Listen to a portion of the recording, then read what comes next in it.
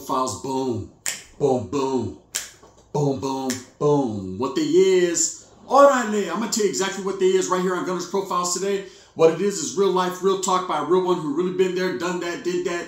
So I was getting to what degree of did that. I can't call it like an alcoholic. I did it though. Real talk, I ain't lying. What did you come lying? Spell it. Anyways, and what it ain't is no added preservatives. We ain't getting into no bullshit, man. We ain't talking talk just to talk it. Sasuke, we're keeping it as the real deal Holyfield with 2 ears. Now, trip out, porque Tyson gave him the tiger uppercut. He fucked Tyson up. Tyson bit him. We know the story. That's how that story went. Anyways, as you can tell by that thumbnail right there, we're talking about California prison gang wars. We're talking about the Perro Chatos, the Bulldogs, and the Norteños, the Norte cause. Well, God, you already know what it is, man. And this is a story I wanted to tell about put your shirt on. Put your fuck shirt on. It's a child. Fuck you. I'm putting no shirt on. I never did, so why should they? Trip out. Back in the days when I was in the California Youth Authority, I heard it before. So I was scared the Norteños will put their shirts on because we're all taqueated down. We had tattoos displaying Merced, 14s, Huelga birds. People had Sanjo on them, Gilas, San Fran, whatever the case may be. Our tattoos were out there. X4s, 14s, XIVs. Yeah, I'll tell you about the X4. Not really many homeboys got it unless you were from certain cities, but people did get it. Now, of course, when we went down south, the Southsiders were feeling some type of way. They felt that if we were fucking showing our tattoos, we were basically busting their eyes. It was a form of disrespect. I understand it. So I understand it. You don't want your enemigas and amigos, whatever the fuck you call them, to be out here displaying their colores or displaying their fucking tattoos because sabes que es like a slap con un pinche máscara right in your face, and it's not a good thing. It's not a good look. Vatos feel highly disrespected. But at the same time, I'm not gonna lie, there were vatos. They put their camisa directly on because they didn't want that smoke. They didn't want that funk. So I was getting me. That's good con pinche Hulk Hogan. I ripped it off, right?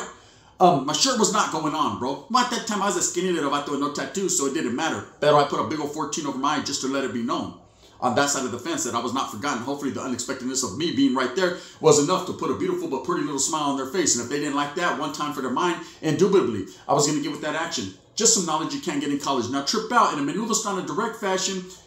It's something that happened over the years, okay? And it happened with different group segments. The put your shirt on, right? And it happened between Bulldogs and Norteños as well. And I'm going to tell you a story about it happening, a couple different stories. I remember when the Bulldogs split and the Norteños and the Bulldogs were no longer functioning together as one unit. Vatos were feeling some type of way. The guerra was on. The war was going back and forth. And you got to understand, at this time, several of the Perro Chatos, several of the Fresno Bulldogs had F-14s on them. 14s, Norte, Huelga birds, F-14. They had all that. So to this day, quietly as it's kept, there's still vatos with F-14 on them. You know, old school, 90s, 80s era, 70s. Motherfuckers really doing that. And they're proud. They're proud of the historia. There's a lot of vatos in Fresno, when they see an old school vato with the F-14 on, they don't trip. Porque they know that vatos from the old school, so it's to be respected, right? We didn't take it like that, okay? When we were beefing, when the funk was on, when we were really going at it back and forth, we felt some type of way. So there was one situation when I was in Preston, right? Preston, I was getting my cheston on in Preston on, and there was a perro there, and he had a big old F-14 right here in his collarbone. Just que, porque I don't know why he didn't have the collar con spikes they ended up getting, and he ended up getting one to cover it. But he had an F-14 real big, and I remember one of the homeboys from Sanjo told him, hey, you need to put your shirt on, Holmes, when you're on this compa.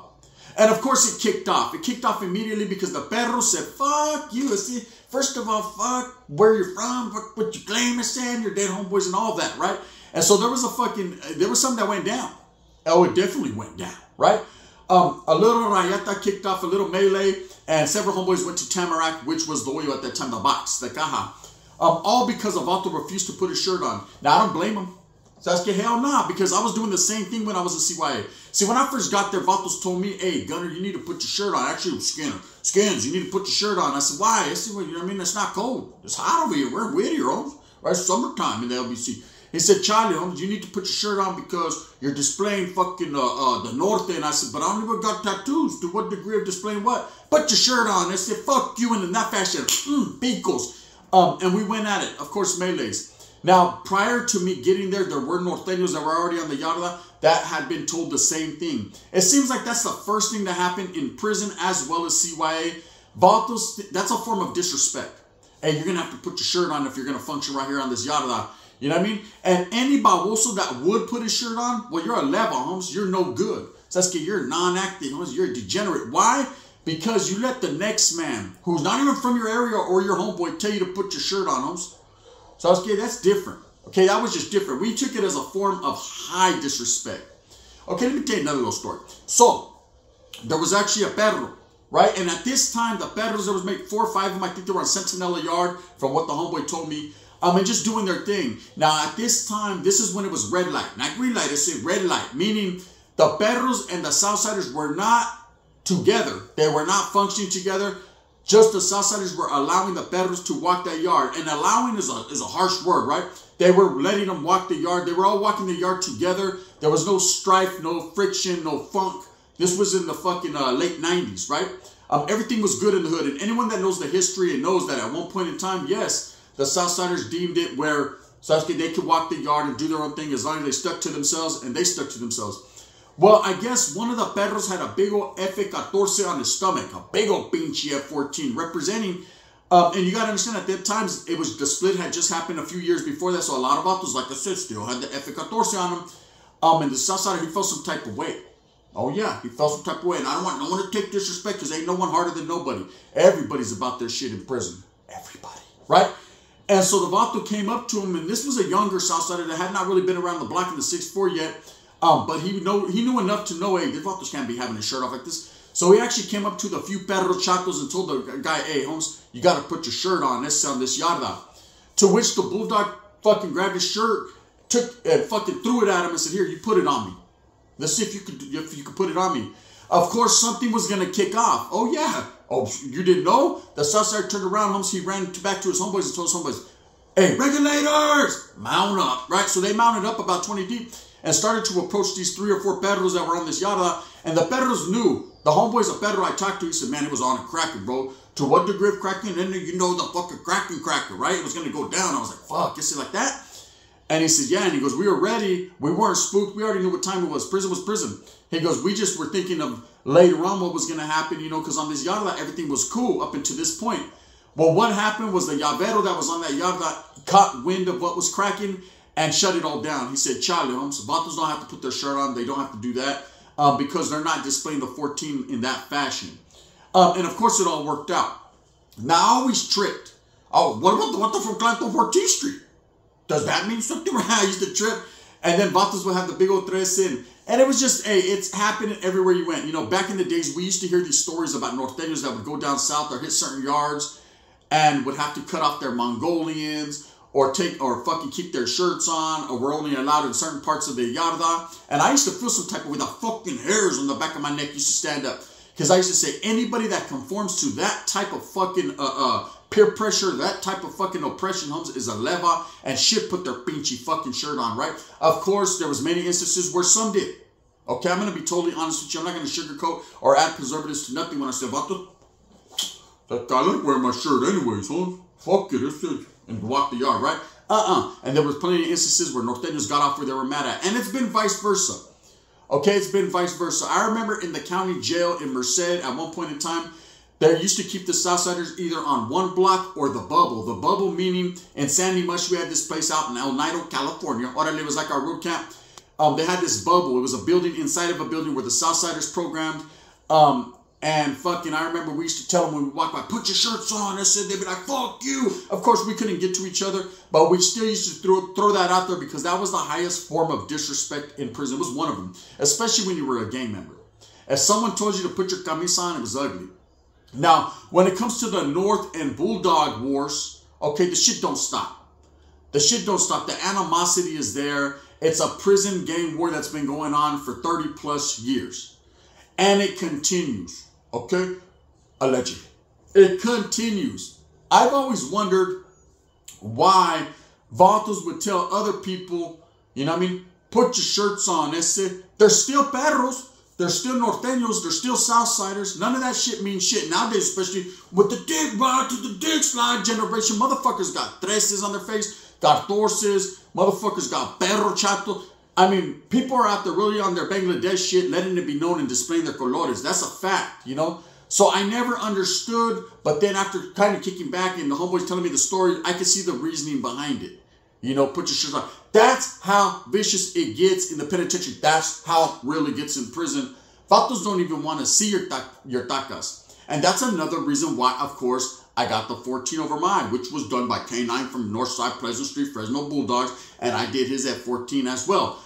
Because we felt some type of way. See, I told people back in them days in Nellis, when I first got there, there was rules and regulations to everything. And one of the rules and regulations that the Southsiders went by, homes, this is neither, you know, damn it, I ain't giving up no game. I ain't giving you knowledge that you couldn't even get in Hills College. You know what I mean? So you can get it even in a fucking a Bible college. Real shit.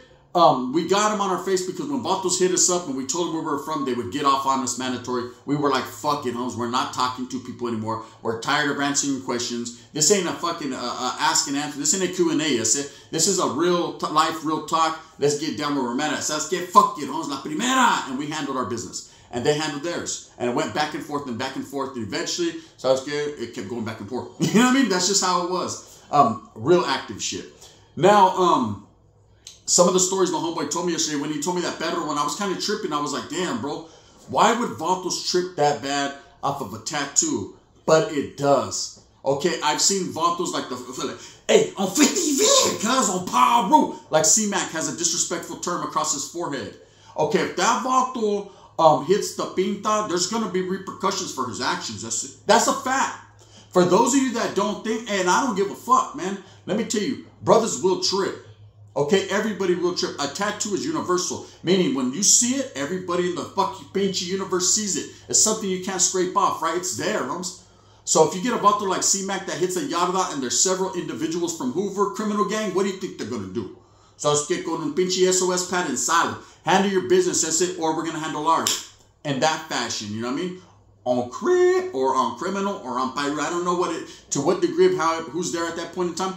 They're going to feel some type of way. And that goes with Norteños, Southsiders, as well as Bulldogs, man. Vatos feel some type of way. Fuck, I don't want to see that fucking perro all over that vato licking his nipple. I'm tired of that, right? And then they feel like, hey, you know what? Let's go over there and tell him to put his shirt on. Like I say, if a vato ever told me to put my shirt on, I'm going to rip it off going to pinche Hulk Hogan. Straight up. I'm going to let it be known.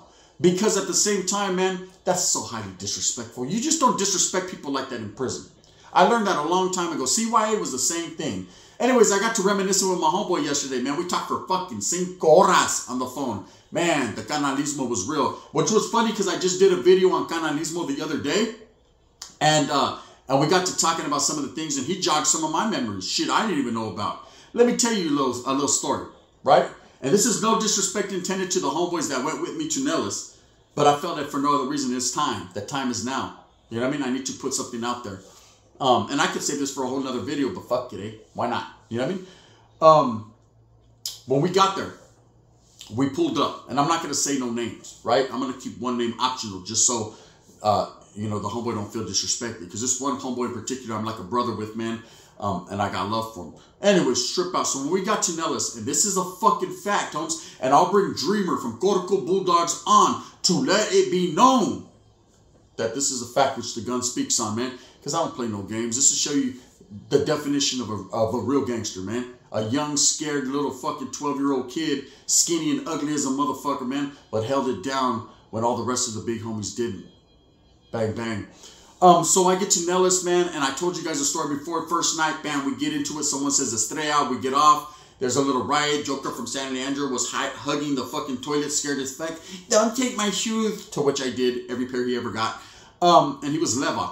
But there was other homeboys that were there. We got involved. Next day, I told you guys I got in a fight with the Southsider one-on-one. I go to the oil for about a week and a half to 2 weeks. When I came back, homes, I noticed everybody was playing dominoes, chess, Monopoly, Operation. They were doing their thing, right? Reading the Bible and shit. Come on. You do that in the late night in your cell. You don't do that out in the open. Why? Not because it makes you less of a man, but because it looks like a crutch that you're trying to lean on me. Orale, we don't get down like that. So I was feeling some type of way, so I hit the homeboys up, and they're like, hey, before we all stopped gangbanging. I said, The wind's not blowing towards that. What do you mean you guys all stop gangbanging? Charlie, I said, well, fuck it, Holmes. Stay away from me. Vatos are leva, Holmes. This is North Down mine, right? I was representing why? Not because I was bigger and badder, because I really wasn't bigger than anybody there. Because I had a mindset. I had to fuck it. I'm going to fucking rock this shit till the wheels fall off. They're trying to get me. I said, I'm going to get them, right? And I remember going out to the little yarda to the corner and there being one homeboy in the corner. Righteous ass homeboy. And I said, what, you too, Esther? You even fell off too? What, you done left me hanging? He said, nah, it's North Down mine. And me and him kicked back there for the next couple of days, contemplating who we were going to stab first, allegedly.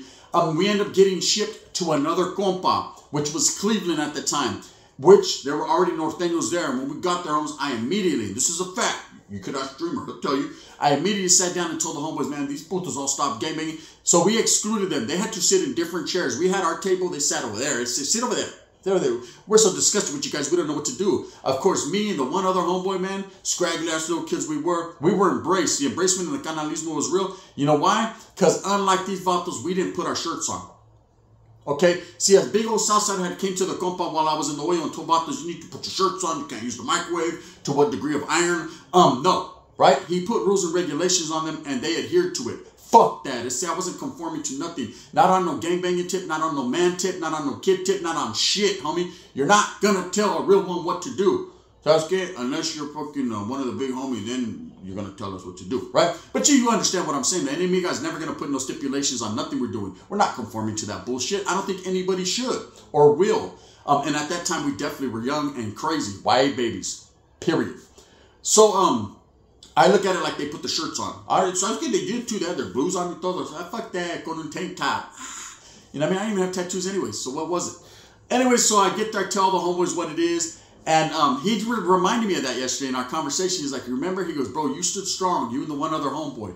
You know what I mean? You know who he knows who he is. You guys stood strong while the rest fucking faltered at the altar. And I said, yeah, I know, bro. And he said, I remember. He goes, I know, because I remember getting there. You told me the story quick. And then the other homeboys told me, yeah, it's a fact. Only Skinner and fucking this other homeboy, man, stood strong. And I just said, I'm not trying to toot my own horn. They said, but let's toot my own horn one time, right? Because it's happened. It's facts. I fucking refuse since a young age, from day one, to not put a shirt on, into the old age. I still don't look at such guy. I'm not even wearing a shirt right now. You know, don't make me rip it out because I will. Go on an ultimate warrior, right? I'm not playing. Anyways, at the end of the day, man, I think it's frivolous with all this shit. And I have seen the Bulldog and the Norteño war heating up. Especially with all this integration shit going down, man. It's about to really go down. Who's going to put their shirt on and who's not? That's the true question. That is not really literal. Okay, real vatos ain't going to do that. It's just a way of disrespect. It's a fucking well-known verse in prison. You know what I mean? Put your shirt on. Put it on now, right? Anyways, with that being said, I hope that you move fast with a purpose. These are just a couple stories that I wanted to tell. I hope that you do what you do for your familia. Remember, keep your fucking shirt on, homes. Go out there and work because it's hot with the sun beaming on your back. Or take it off and get sunburned. That's up to you. I don't care. At the end of the day, as long as you get that bag and you do what's right by your people, that's what truly matters. With that being said, I hope that you like this. Please hit that like and subscribe. Thumbs up one time for your mom. Fuck with your boy. Fuck with me. I said, fuck with me. You know what I mean? Give me some love. If not, you can hit that thumbs down. Heavy is the head that wears the crown. I'm going to continue to strive and struggle for what I truly believe in, which is the realness, the real talk, all people coming together as one. Our brown people, we need you. So we fucking appreciate that, man. We need everybody we can get. So I was scared, like I said, a Dane got spokes, homie, but where's the knockoff? Knock that shit off. Orale. In that fashion, bang, bang. This is the gun.